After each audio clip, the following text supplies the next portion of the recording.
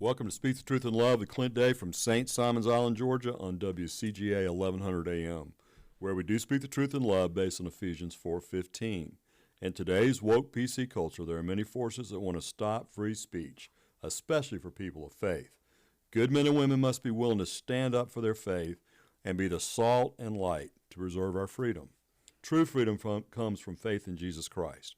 And John 8:32, God's word says, the truth will set you free. Today, I'd like to welcome you, friends. I'd like to welcome my good friend, Jeff Jones. Jeff, it's great to have you here today. Clint, it's always good to be with you and to enjoy a conversation with you. Absolutely. Some very important subjects. It really is.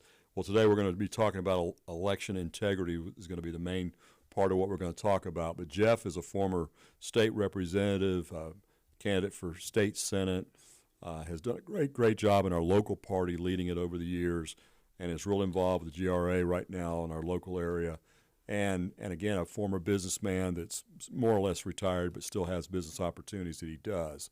And we're just really honored to have you here. And one thing about Jeff that I always loved about him when he was in the state house, he was like me when I was in the state senate. He didn't really support budgets. He didn't get involved. He knew that the government had too much money, that we had a spending problem, not a revenue problem. We also had situations where we never need to raise taxes. We need to be fighting for the people, for what is best for the people, not necessarily what's best for the politician. And that's one of the biggest frustrations I have with people that get in an elected office sometimes, is we elect them, we work hard for them, they tell us they're conservative, they have maybe a conservative track record, but they get into a higher position and all of a sudden they just seem like they know everything and they're not accountable to people. And one of the problems that I've had with people that get elected is when they're not accountable to the people. They refuse to listen to them. They go along the party line. They get forced by the pressures of the party, and they conform to the image of the party. And it's totally wrong. It's totally anti-American. It's anti-patriot. And I love what Donald Trump is doing. Donald Trump has helped us to man up, put our big boy pants on, and fight the system. And we need people like that will do that. And Jeff Jones is one of the people that's done that. And that's one reason the Speaker of the House, Ralston, and others did things that were just not quite on the up and up in the process of allowing Jeff to go to a different career, if you will. And again, we want to do what's right. We don't care what society says. We want to do what the Word of God says is right, and we want to serve the people. And Jeff Jones has always been one of those people. He didn't go along with the local cabal. He didn't acquiesce to what the system wanted him to be. He stood for us as taxpayers. He was a taxpayer's friend. He fought for us in the House. And he'd go over to the Senate and fight those senators too. And so we really do appreciate that, Jeff. You and Lisa paid a heavy price in your family and the time y'all spent there. And we just want to thank you for that. Well, it is a sacrifice serving, particularly from southeast Georgia up to Atlanta. Just the travel challenges themselves make it difficult. But all along, as you said, without my wife's support, I would not have ventured into politics. So it really is a family affair. And I want to comment. You can comment as to whether or not you agree with this statement, but I really do feel like my values did not change during the time that I was elected in office to the time that I lost my election due to Ralston's manipulating and shenanigans in southeast Georgia. I really have felt like I have maintained my focus and my belief in God, first of all. As we know, God doesn't change, and we need to remember that as we go through our lives, whether it be personally or in politics. Absolutely. Stay a laser focus and remember what's important and always seek that goal. Absolutely. So you're 100% correct. And one of the things I know we wanted to talk about today was voter integrity. Absolutely. And one of the challenges we've had in our state is having a governor, having a secretary of state that's concerned about what truly is going on in the ballot box. I know in 2020 they changed the laws with a negotiation with the Secretary of State outside of the purview of the legislature. Absolutely. And so they broke the law. They negotiated a compromise with Democrats that help elect more Democrats, including our U.S. senators. And nobody wants to talk about that. They act like that didn't really happen. We had drop boxes that no one was monitoring. We had a lot of things, irregularities that went on. People could come here and work for a campaign, register to vote here, and be here for 60, 90 days, and then go back home, and nobody got prosecuted for it. No residency requirements Nobody to come in here exactly. and alter And our so local They election. were all, and Biden won by less than 12,000 votes. So you can see where the abuse took place, and there almost seems like our governor has such a hatred for Trump that he refused, because of Trump confronting him on things, that he refused just out of personality rather than doing what the right thing is. And I've always loved Brian Kemp as a Secretary of State. I always thought he was doing a good job, and he was caring for the voters and trying to do the next right thing. At least that was my perception. I think that's what we all thought. And he helped a lot of people with problems they were having with registering a company or whatever through the Secretary of State's office. He did a lot of good things. So we had a real high expectation. And when he first got in, he did a lot of good things. Pro-life bills that were important to me. And he's done a lot of good things in that regard. But in voter integrity, there's just this misconnection. He's not connecting to the voters on it. He's not acting like what they're saying it matters as much as we would like him to. That's for sure. Because he said, "I'll veto any bill. I'm not going to deal with voter integrity." He wandered the halls of the He wandered the Capitol in the halls, last that's right. couple of sessions, telling legislators, "Don't bring me voter That's right. integrity legislation. I will not sign them." All I've done is what I'm going to do, and that's it. That's all we're going to do. And then we lost the All-Star game because they thought it was, quote, racist, and it turns out we had more voters than we've ever had. Correct. So the bill that they did come up with did some adjustments, but not enough, for That's sure. absolutely Just correct. not enough. So tell us where we are right now. Okay, go ahead. This is an area where perception is reality. Georgia voters, in a recent Reuters poll, showed that 50% of Georgia voters, both parties, believe that there are problems and a lack of integrity, problems with drop boxes, other issues that make our elections less than secure. 70% Republicans believe that fact. In fact, the Iowa caucuses that were just held this past week, the exit polling showed that 70% of Republicans exiting that poll believe that Biden won the election for presidency unfairly. So in this regard, perception is reality.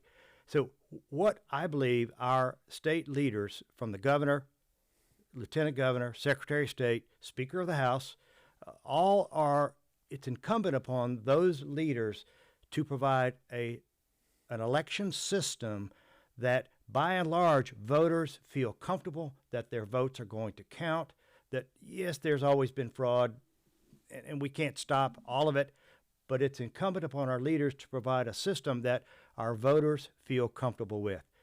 Our voice in government, by and large, is at the ballot box. We can write our legislators columns. Sometimes they pay attention, many times they do not. But at the ballot box, we have a voice. And if, as voters, we believe our votes don't count, what I keep hearing, and you, Clint, as well have heard, is people say, "Well, I'm not going to vote because I don't believe my vote is not going to count." Well, I've got to say, that is the worst answer that voters can give in response to their concerns about the voting system. We've got to show up to vote. If we don't vote, then we are resigning ourselves and throwing up our hands and giving in to whatever the system puts forth in terms of elected leaders. And that's what supposedly happened with Senator David Perdue's reelection, right? Yes. In fact, I don't Kelly remember the exact Loeffler. numbers. Right. It Clint, was like 200,000 dropped off. thousands of And Republicans did not show a big part up. of it was in North Georgia. It was up in the MTG district. A lot of people just said, "We don't trust the system. We're not even going to show up." Right.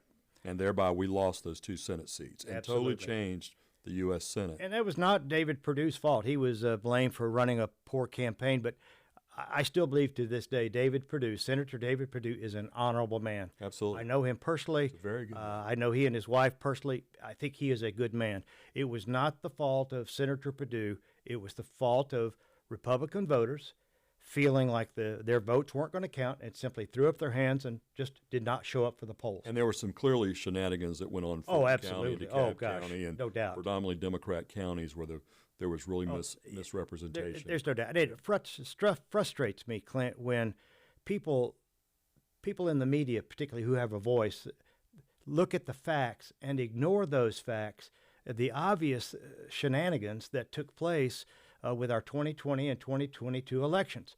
Now, I have made presentations to a number of elected groups, the Glenn County Board of Election, the Pierce County Board of Commissioners, the Bryant County Board of Commissioners, and I'm scheduled to speak to the McIntosh Board of Elections and Board of Commissioners in the upcoming weeks. What frustrates me is that there are tools in Georgia law that give our elected officials an avenue to put forth an election system, and in this case, I believe paper ballots, that our voters can feel confident in. The fundamental problem with the current system that Secretary of State Raffensperger put forth, and that I was in the legislature, and I don't run away from my votes.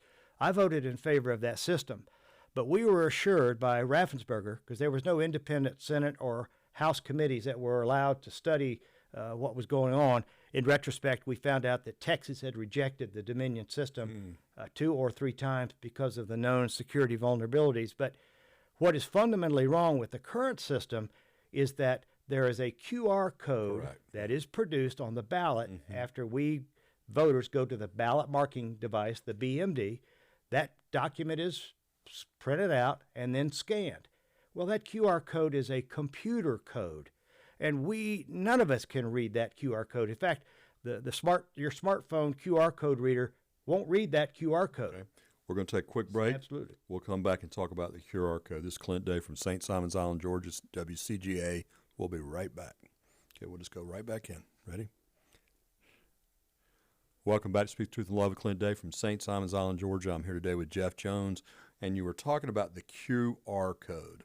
And people are pretty familiar with those nowadays, and how you can take your phone and take a picture of a QR code and access certain things, and that's on the ballot to help count the ballots, I assume, correct? The QR code, again, is a computer code that's now become fairly commonplace with everything. Particularly, you're watching TV and something comes up and they say, shoot the QR code and you can register for this, buy that, whatever. So a QR code is been a great convenience in terms of shortcuts to computer-generated access to the web or whatever. The problem becomes when that QR code, in the case of the Georgia election system, voting system, is the vote that you and I make is embedded in that code.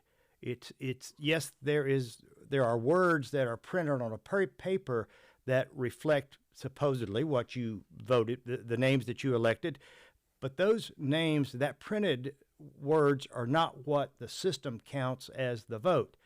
The QR code is what tells the system how to record Jeff Jones, Clint Day's votes in the system.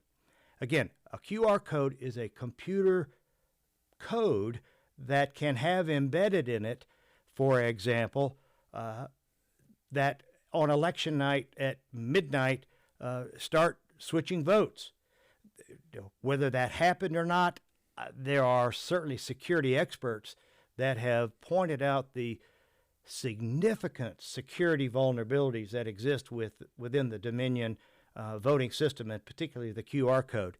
In fact, in September 2020, there was a U.S. Circuit Court Judge, Amy Totenberg, issued a ruling that said that the QR code violated Georgia law. Well, specifically, the state law says that the ballot markers must produce a ballot that the elector can read in a format readable by the elector, and I quote. And she goes on to say that the evidence is clear that the QR code, by virtue of what it is that I've already explained, as we all know, the public knows, is you and I cannot read that QR code. So we have no idea what instructions or voter choices are embedded in that QR code. So in the times that I have spoken to a couple of the elected groups that I've mentioned a moment ago, I have pointed out that fact. I have quoted and cited very specific sections of Georgia law that reflect what I have just said, not my opinion, but Georgia law.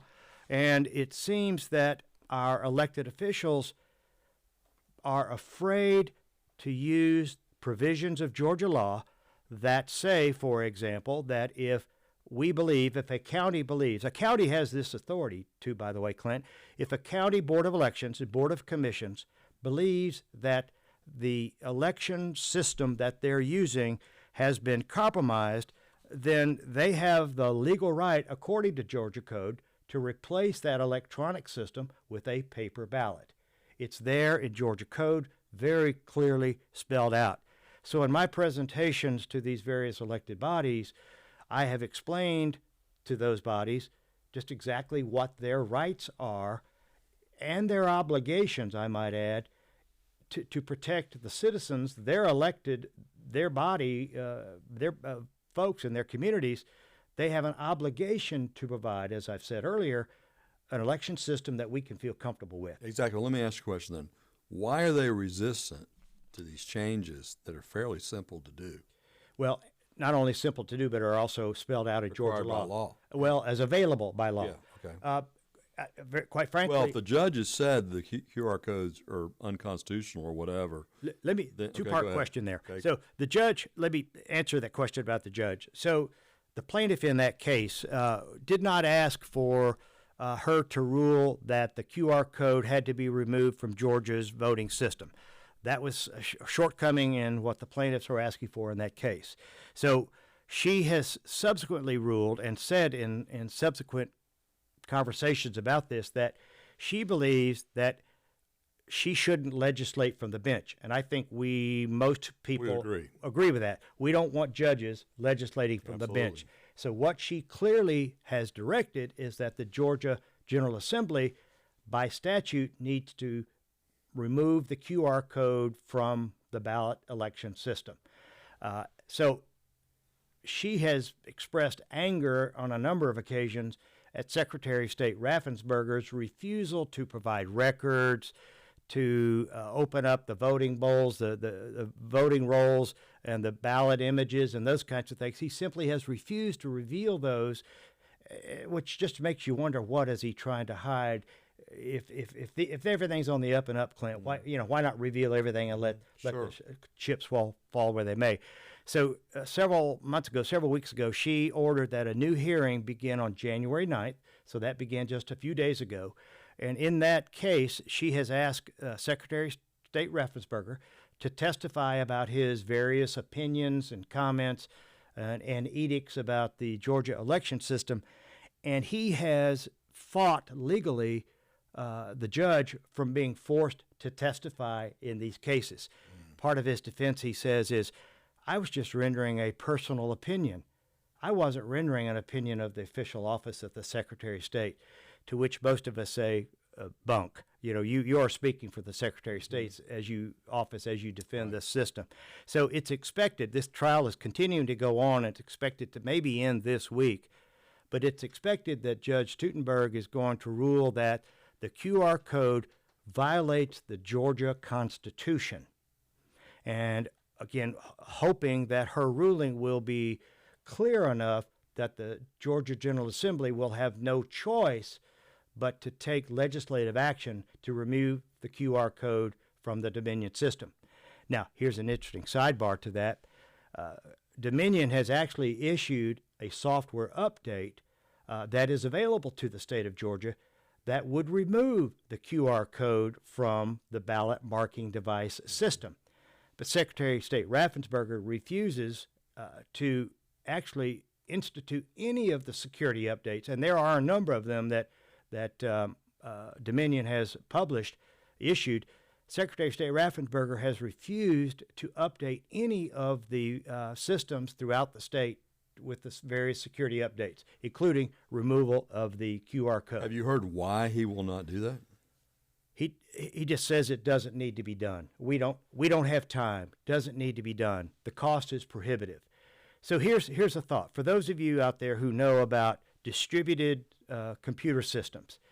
Does it make much sense to set up a system in the state of Georgia with all of these individual machines that you could not update through some mass update? Maybe hook those machines up to the internet, which Secretary of State's office claims they are not, but it's been proven that they do have internet capability.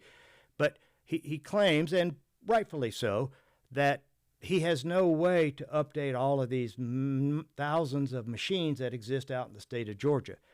The latest estimates I have heard would be a cost of $30 million to update all the machines. So his excuses are really not valid. Right. I mean, they're just simply Right. not I mean, valid. what is our budget? 30 billion or Billion, something? yeah, it's huge. And so 30 million to fix a problem and restore confidence for voters Is a drop in the is bucket. a drop in the bucket. I mean, when you're especially talking about voter integrity, And- that everybody you would believe really wants. Well, listen, we're going to take another quick break, and we'll come back to that. This is Clint Day from St. Simons Island, Georgia. WCGA 1100 AM. We'll be right back. Okay, ready? Sure. Okay. All right. Welcome back to Speak Truth and Love. Clint Day from St. Simons Island, Georgia, WCGA 1100 AM. Here today with Jeff Jones. He's doing amazing work in voter integrity. And so let's go ahead and pick it back up. Okay, so again, public perception is we've got a problem with the election system. Yet our state leaders refuse to act and do what is right in the eyes of our Georgia voters. And it just leaves just tremendous questions in our minds. In fact, Secretary of State Raffensperger, even today, despite the overwhelming evidence, continues to say that Georgia's 2020 and 2022 elections are the most secure in Georgia's history. And the facts simply prove otherwise.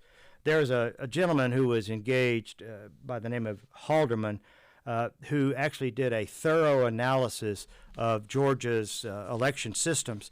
And his reports clearly said that there were tremendous security flaws and opportunities for bad actors to get into our systems and to change code, to do all kinds of things that would alter the outcome of the election. And without going into the details of his report, which was quite eye-opening, his opinions, or not opinions, his factual findings were actually backed up by the federal, oh gosh, I forget the name of the agency, but it was backed up by the Department of Homeland Security. I'm sorry, I had a little mind lap there.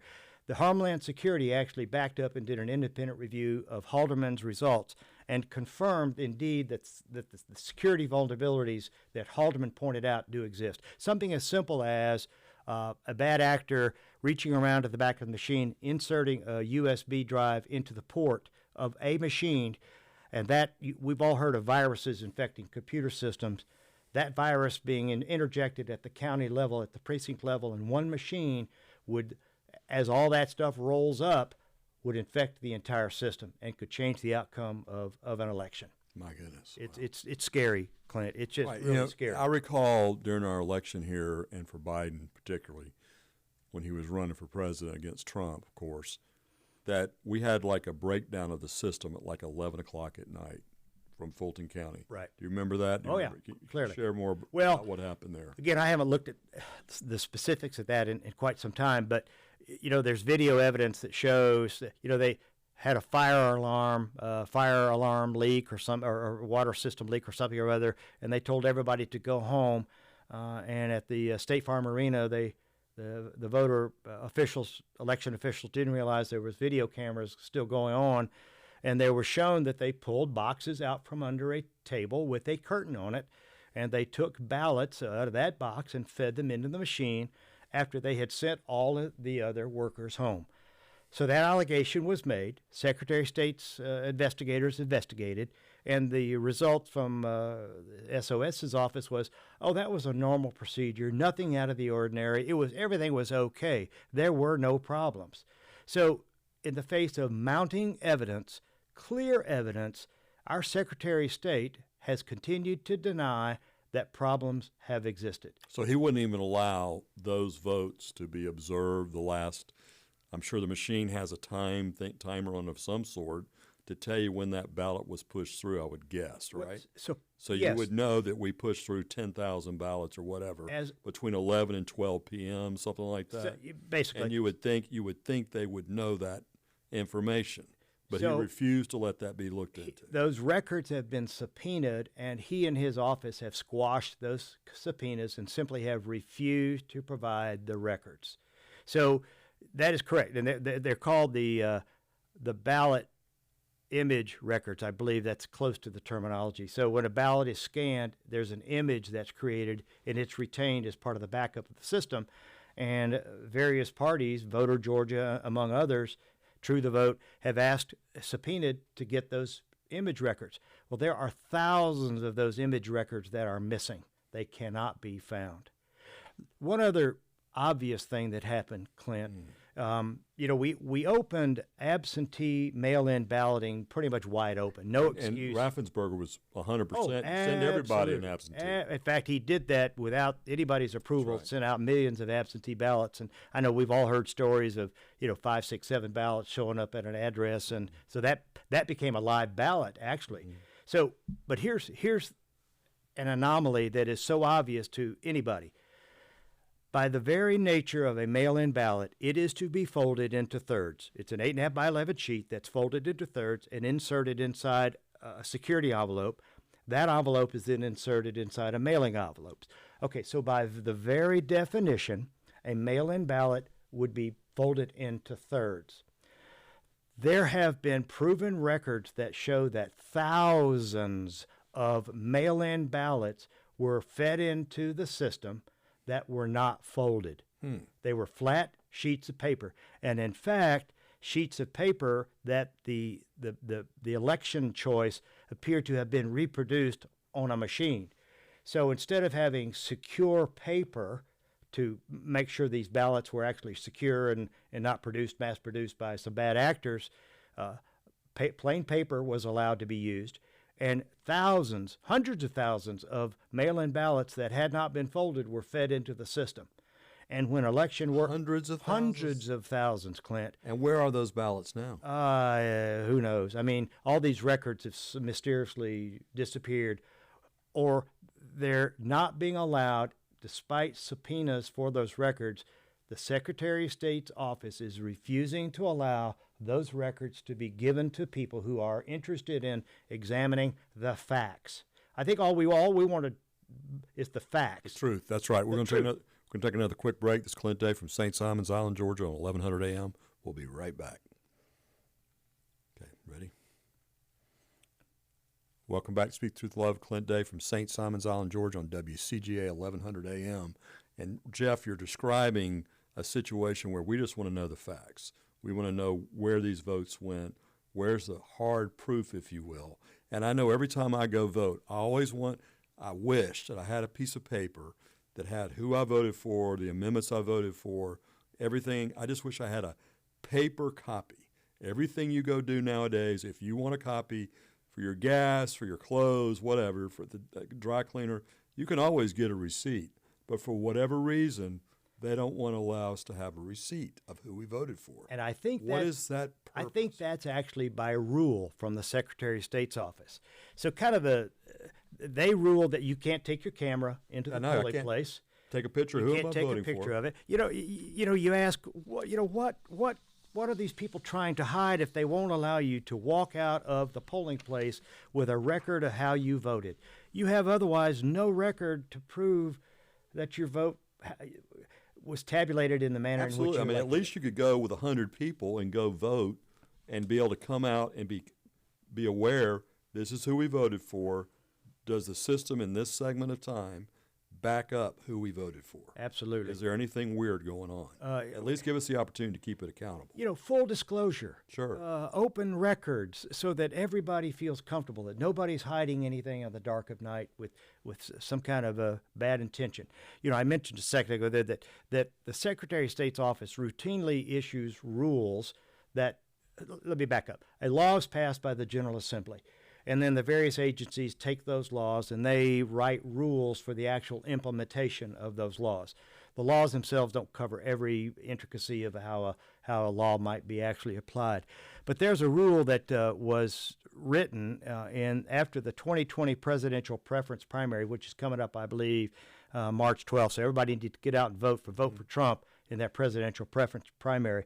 But in that rule, 183-1-12-01, I know you don't like numbers on the radio, but just let me quickly read. It says the superintendent shall cause every polling place and advanced voting location to have sufficient numbers of blank paper ballots that can be marked by pen, available for the use in the event of emergency.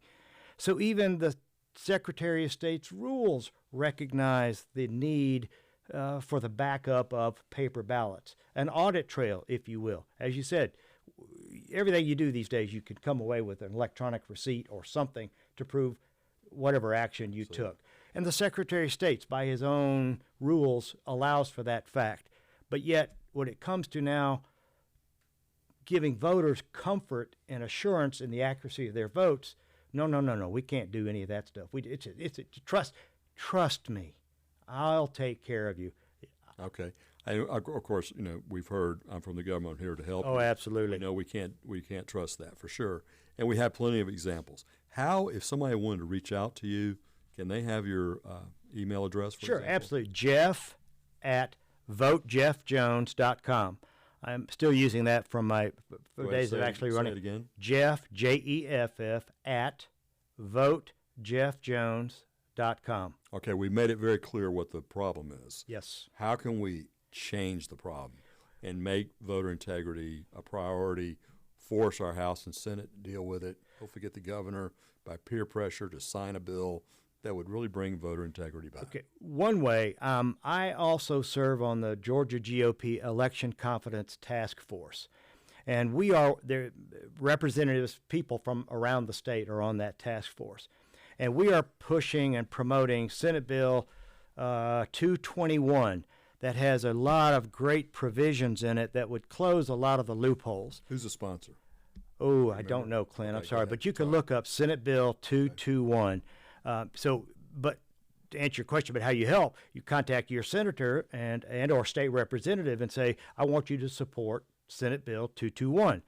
Among other things, the Senate Bill 221, there are a lot of good things in that bill, but I've learned in my days in the legislature, and you too, Clint, you don't get everything you ask for. No doubt. You ask for the moon and you accept right. something less, That's but you don't compromise your values Correct. and what Absolutely. you're willing to compromise on. Yes. But two important things, actually three things that are in that bill is, one is the elimination of the drop boxes.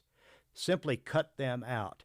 I guess in the 2022 election, Raffensperger issued some rules that said, we're going to put a camera on these drop boxes. We'll monitor those things.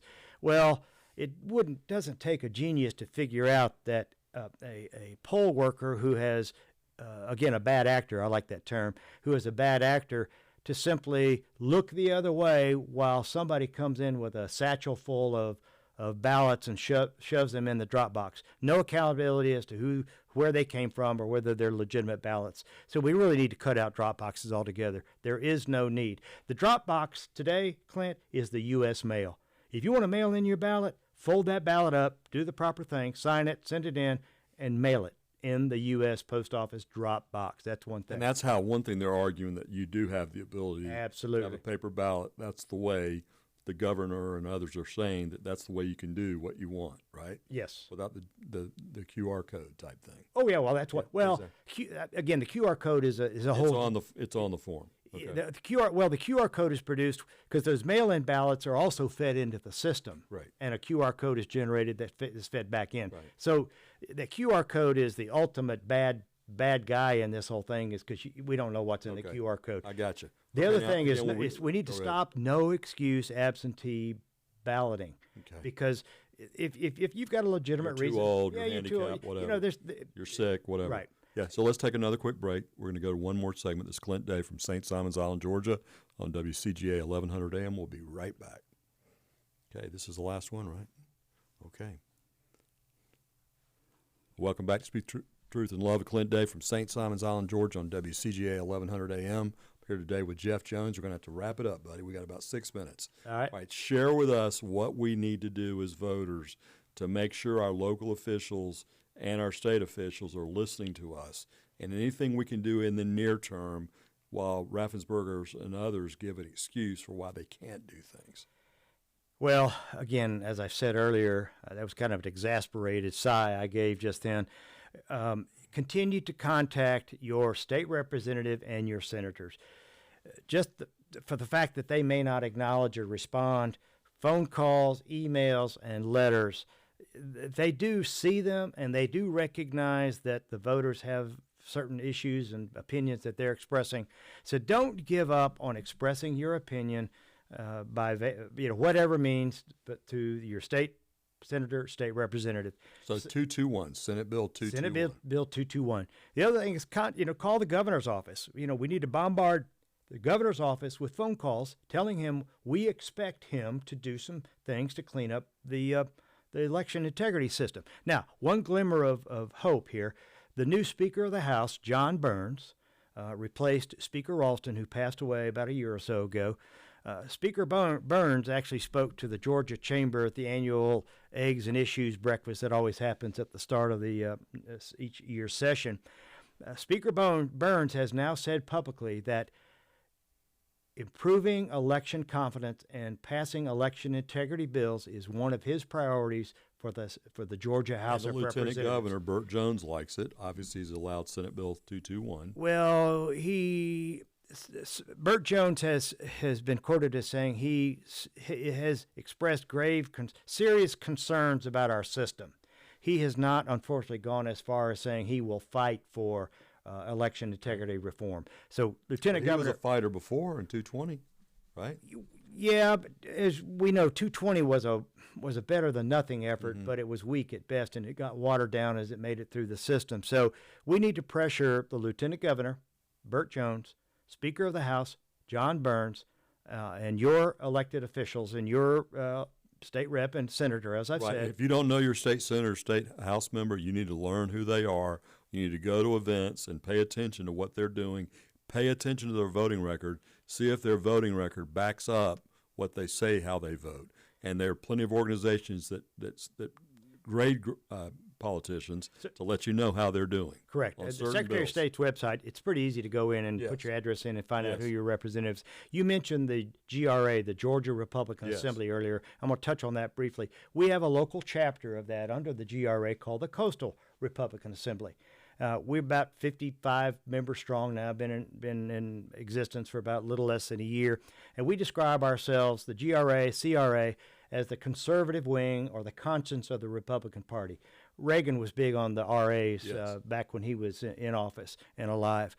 The Coastal Republican Assembly is going to conduct some voter forums of our elected officials who declare their candidacy first couple weeks in March. And those March 19th and 26th, those are Tuesday evenings, I believe, at the Glenn County Public Library. We've reserved those rooms. Qualifying is March 8th through the something of that week, or March 4th through the 8th, I believe.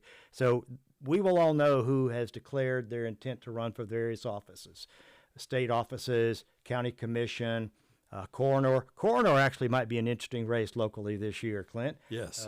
Whereas we don't ever think of that as being, and a lot of constitutional offices are up for election. So we're gonna have forums sponsored by the Coastal Republican Assembly. And try to give voters an opportunity to hear what those elected officials, or those candidates rather, say. So part of our preparation for that is we'll be sending out questionnaires to each of those officials that are specific to the offices that they're running for, asking them to declare their positions on a number of key issues that relate to their specific office. So we will have in writing what they say their positions are, and as we then hear them in debate, we can then decide whether or not those are the candidates that we want to vote for. So sometime in late March, early April, certainly before the first primary, the CRA is going to hold an endorsing convention, and we will invite all of our members to attend that convention, where we will vote as to whether or not we choose to endorse a particular candidate. Because the Republican Party can't endorse anyone. Until after the primaries. Right. This organization can do that. And the other side of it is, when you think about the political process, I'm going to get off a little off of GRA for right now real quick. Sure. We've only got a few minutes. We need to get involved at the local basis. You start in your precinct, it goes to a county vote, then it goes to a district vote. So if you're in the first district, like we are in this part of coastal Georgia, and then it goes to the state convention. That is how the process works. And it can be grueling. It can take a lot of time. But I want to encourage everyone out there, if you're a Christian conservative you're someone that has the worldview, that Judeo-Christian worldview, we want to encourage you to get out there and get involved, because we need to start taking the party back over. We can't continue to elect people that say they're Republicans only because it's the majority party in your local county, your local district. We need to get true Republicans that really believe in those patriot issues like we believe to get involved. So please consider doing that. Ask somebody how to do that. And then be sure to hang in there. It's going to be a tough process, especially if you're not used to that type of thing. You got to hang in there, right, Jeff? That's correct. You cannot leave. You got to stay there until we have a vote. What'll happen is the other side will try to delay things to get people to get frustrated. Wear us out, and people That's right. leave. So look in the newspaper. There will be an announcement. There are required legal notices about the dates. So we got to wrap it up. So what's one more thing you want to share, just real quick? Vote. Do not throw up your hands and say, I'm not going to vote because I don't trust the system. Let's overwhelm the system with our conservative votes. We can overwhelm any fraud with good quality conservative votes. Don't throw up your hands. Don't give in to the enemy. Get out and vote. It's the most important thing we can do, folks. It's the freedom we have. There are many people, as we know, millions that are trying to want to come to America to exercise a right to vote. But obviously they need to be legally here. And it's not going to happen just because they show up. They need to come legally Amen. to become citizens, not the way Joe Biden's doing it. We want them to come here legally. And I just want to encourage everybody, just like Jeff said, get out there and vote. Jeff, I just want to thank you, and I want to thank all my friends out there for listening us today for Speak Truth in Love with Clint Day on WCGA 1100 AM from St. Simons Island, Georgia. And remember, every day is a God day. Thank you, Clint. Thank you, Jeff.